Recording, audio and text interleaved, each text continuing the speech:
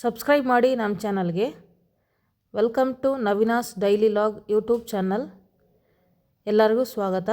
ಈ ಒಂದು ವಿಡಿಯೋದಲ್ಲಿ ನಾನು ವಿಂಟರ್ ಸ್ಪೆಷಲ್ ಚಿಕನ್ ಸೂಪನ್ನು ಯಾವ ಥರ ಈಸಿಯಾಗಿ ನಾವು ಮನೆಯಲ್ಲಿ ಮಾಡ್ಕೋಬೋದು ಅನ್ನೋದನ್ನು ಈ ಒಂದು ವಿಡಿಯೋದಲ್ಲಿ ತೋರಿಸ್ತಾ ಇದ್ದೀನಿ.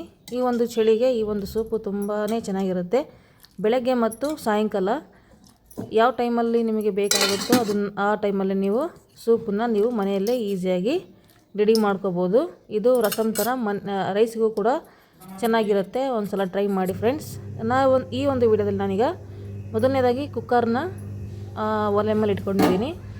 ಅದು ಸ್ವಲ್ಪ ಬಿಸಿ ಆದ ತಕ್ಷಣವೇ ಅದಕ್ಕೆ ನಾನು ಮನೆಯಲ್ಲೇ ಮಾಡಿರೋ ಅಂಥ ತುಪ್ಪನ ಹಾಕ್ತಾಯಿದ್ದೀನಿ. ಈಗ ನೋಡ್ತಾ ಇದ್ದೀರಾ ಫ್ರೆಂಡ್ಸ್, 2 ಟೀ ಸ್ಪೂನಷ್ಟು ತುಪ್ಪನ ಹಾಕ್ತಾಯಿದ್ದೀನಿ.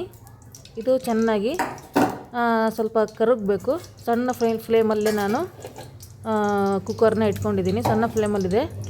ಆ ಒಂದು ಕುಕ್ಕರಿಗೆ ನಾನಿವಾಗ 2 ಟೀ ಸ್ಪೂನಷ್ಟು ತುಪ್ಪನ ಆ್ಯಡ್ ಮಾಡ್ಕೊಂಡಿದ್ದೀನಿ. ಈ ಒಂದು ಚಳಿಗಾಲದಲ್ಲಿ ಏನು ಬಿಸಿಯಾಗಿ ನಾವು ತಿನ್ನೋದ್ರಿಂದ ನಮಗೆ ಹೆಲ್ತ್ ತುಂಬ ಚೆನ್ನಾಗಿರುತ್ತೆ. ಆಮೇಲೆ ಎಲ್ಲರೂ ಚಿಕನ್ ಸೂಪನ್ನ ಆರಾಮಾಗಿ ಮನೆಯಲ್ಲೇ ಮಾಡ್ಕೋಬೋದು. ಈ ಒಂದು ಕಾದಿರೋವಂಥ ಒಂದು ಎಣ್ಣೆಗೆ ತುಪ್ಪಕ್ಕೆ ನಾನಿವಾಗ ಚಕ್ಕೆ ಮತ್ತು ಲವಂಗನ ಹಾಕ್ತಾಯಿದ್ದೀನಿ. ಒಂದು 4 ಲವಂಗ ತೊಗೊಂಡಿದ್ದೆ. ಅದೇ ಥರ ಇವಾಗ ನಾನು 2 ಏಲಕ್ಕಿನ ಕೂಡ ಇದಕ್ಕೆ ಸೇರಿಸ್ತಾ ಇದ್ದೀನಿ ಫ್ಲೇವರ್ಗೋಸ್ಕರ. ಇವು 3 ಕೂಡ ಸ್ವಲ್ಪ ತುಪ್ಪದಲ್ಲೇ ಸ್ವಲ್ಪ ಬಿಸಿ ಆದ ತಕ್ಷಣವೇ ಸ್ವಲ್ಪ ಬಿಸಿ ಆಗೋದಕ್ಕೆ ಬಿಟ್ಕೊಳ್ತಾ ಇದ್ದೀನಿ. ಚೆನ್ನಾಗಿ ತುಪ್ಪ ಅಥವಾ ಎಣ್ಣೆ ಎರಡರಲ್ಲಿ ಯಾವುದನ್ನಾದರೂ ಯೂಸ್ ಮಾಡ್ಬೋದು ಫ್ರೆಂಡ್ಸ್. ನಾನಿಲ್ಲಿ ತುಪ್ಪ ಯೂಸ್ ಮಾಡ್ತಾಯಿದ್ದೀನಿ. ತುಂಬ ಚೆನ್ನಾಗಿರುತ್ತೆ ಫ್ರೆಂಡ್ಸ್. ಸೂಪ್ ಮಾತ್ರ ಒಂದು ಸಲ ಟ್ರೈ ಮಾಡಲೇಬೇಕು. 1 ಇಂಚಷ್ಟು ಚಕ್ಕೆ, ಒಂದು 4 ಲವಂಗ ಮತ್ತು 2 ಏಲಕ್ಕಿನ ನಾನು ಇವಾಗ ಪ್ಯಾನ್ಗೆ ಸೇರಿಸ್ಕೊಂಡಿದ್ದೀನಿ. ಅದನ್ನು ಸ್ವಲ್ಪ ಬಿಸಿ ಆದ ತಕ್ಷಣವೇ ಅದು ಘಮ ಬರೋ ಟೈಮಲ್ಲಿ ಇವಾಗ ನಾನು ಚಿಕನನ್ನು ಸೇರಿಸ್ತಾ ಇದ್ದೀನಿ.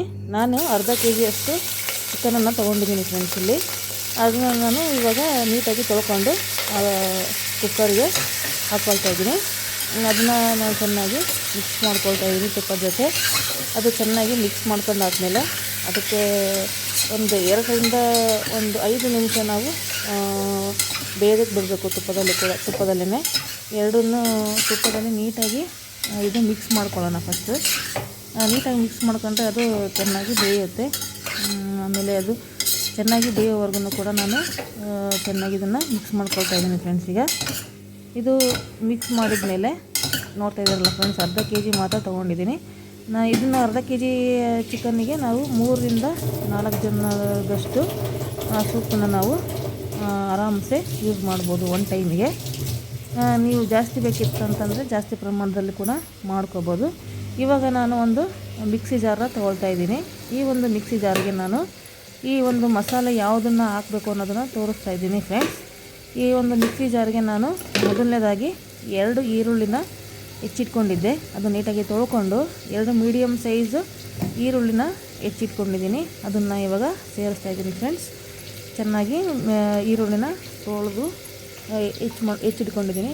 ಅದನ್ನು ಅದಾದ ತಕ್ಷಣ 2 ಹಸಿಮೆಣಸಿನಕಾಯಿನ ತೊಗೊಂಡಿದ್ದೀನಿ. 1 ಇಂಚಷ್ಟು ಶುಂಠಿನೂ ಕೂಡ ಇದಕ್ಕೆ ಸೇರಿಸ್ತಾ ಇದ್ದೀನಿ. ಅದಾದ ನಂತರ ಇದಕ್ಕೆ ನಾನು ಒಂದು 2 ಗಡ್ಡೆ ಆಗುವಷ್ಟು ಬೆಳ್ಳುಳ್ಳಿನ ಕೂಡ ಇದಕ್ಕೆ ಸೇರಿಸ್ತಾ ಇದ್ದೀನಿ ಫ್ರೆಂಡ್ಸ್.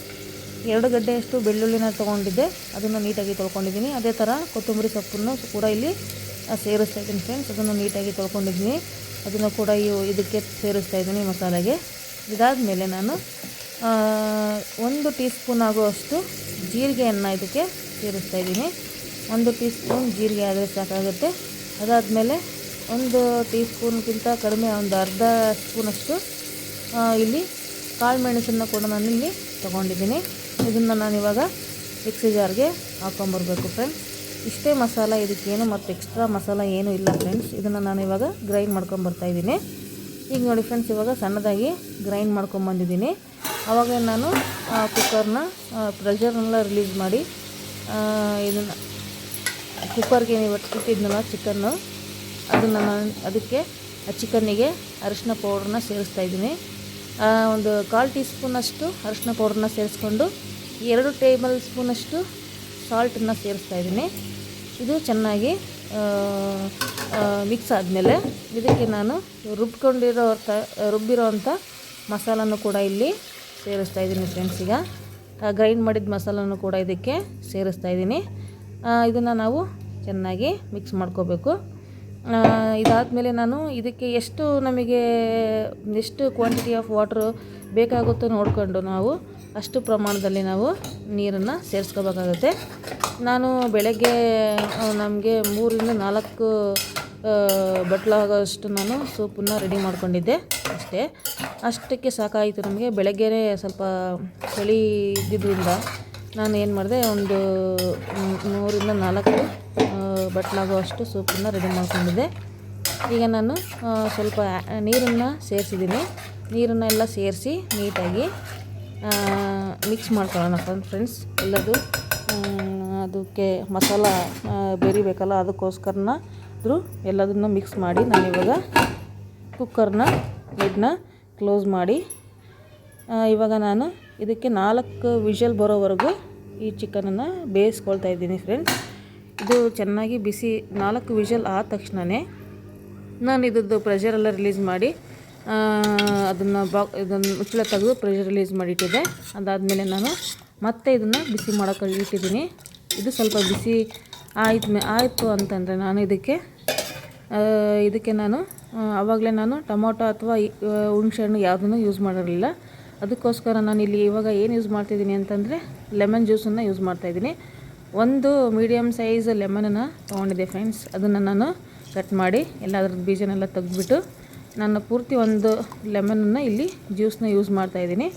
ಅದು ಬಿಸಿಗಿಟ್ಟಿದ್ನಲ್ಲ, ಆ ಟೈಮಲ್ಲೇ ನಾನು ಲೆಮನನ್ನು ಸೇರಿಸ್ಕೊಳ್ತಾ ಇದ್ದೀನಿ. ಒಂದೇ ಒಂದು ಸಲ ನೀವು ಈ ಒಂದು ಜ್ಯೂಸನ್ನು ಅಥವಾ ಈ ಒಂದು ಚಿಕನ್ ಸೂಪನ್ನು ಮನೆಯಲ್ಲೇ ರೆಡಿ ಮಾಡ್ಕೊಳ್ಳಿ ಫ್ರೆಂಡ್ಸ್. ಯಾವ ಥರ ಇರುತ್ತೆ ಅಂತಂದೇಳಿ ನೀವೇ ಹೇಳ್ತೀರಾ. ಇದು ರಸಮ್ ಆಗಿ ಕೂಡ ಇದನ್ನು ಯೂಸ್ ಮಾಡ್ಬೋದು ಅನ್ನೋದ ಜೊತೆ, ತುಂಬ ಚೆನ್ನಾಗಿರುತ್ತೆ. ಅಥವಾ ರಸಮ್ ಬೇಡ ಅಥವಾ ನಾನು ಸೂಪ್ ಥರದಲ್ಲಾದರೂ ಕುಡಿತೀನಿ ಅಂದರೆ ಅದನ್ನು ಕುಡಿಬೋದು. ತುಂಬ ಚೆನ್ನಾಗಿರುತ್ತೆ, ಹೆಲ್ದಿಗೂ ಕೂಡ ಒಳ್ಳೆಯದಿರುತ್ತೆ. ಹಾಗಾಗಿ ನೀವು ಒಂದು ಸಲ ಟ್ರೈ ಮಾಡಿ ಫ್ರೆಂಡ್ಸ್. ಇದು ಇವಾಗ ಆಲ್ರೆಡಿ ರೆಡಿ ಆಗಿದೆ. ನಾನಿವಾಗ ಇದು ಸ್ವಲ್ಪ ಬಿಸಿ ಆದ ತಕ್ಷಣ 2ರಿಂದ 3 ನಿಮಿಷ ಅಷ್ಟೇ, ಸ್ವಲ್ಪ ಒಂದು ಕುದಿ ಬಂದ ತಕ್ಷಣ ನಾನು ಇದನ್ನು ಆಫ್ ಮಾಡ್ತೀನಿ. ಆಫ್ ಮಾಡಿ ಬಿಸಿ ಆಗಿರ್ತಕ್ಕಂಥ ಸೂಪು, ಚಿಕನ್ ಸೂಪ್ ಅಥವಾ ರಸಮ್ನ ನೀವು ರೆಡಿ ಮಾಡ್ಕೋಬೋದು. ಇವಾಗ ನಾನು ಇದನ್ನು ರೆಡಿ ಮಾಡಿ ಇವಾಗ ನಾನು ಸರ್ವ್ ಮಾಡ್ತಾಯಿದ್ದೀನಿ. ಇದು ಯಾವ ಥರ ಬಂತು ಅಂತಂದರೆ ತುಂಬ ಚೆನ್ನಾಗಿತ್ತು. ನಮ್ಮ ಮನೆಯವರೆಲ್ಲ ತಿಂದು ತುಂಬ ಚೆನ್ನಾಗಿದೆ ಅಂತ ಹೇಳಿದರು. ಹಾಗಾಗಿ ನಿಮಗೆ ಇದನ್ನು ಹೇಳ್ತಾಯಿದ್ದೀನಿ.